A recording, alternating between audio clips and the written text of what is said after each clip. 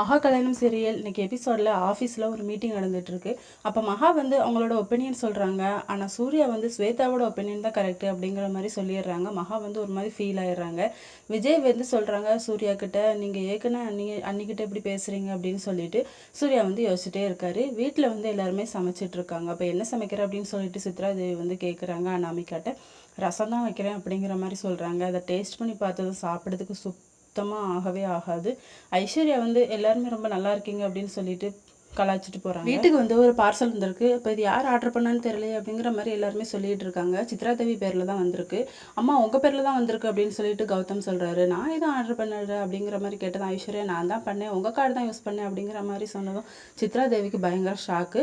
அதுக்கப்புறம் உள்ளேயும் கொண்டு போயிடுறாங்க. சித்ரா தேவி அனாமிகா எல்லாரும் உட்காந்து பேசிகிட்டு இருக்காங்க.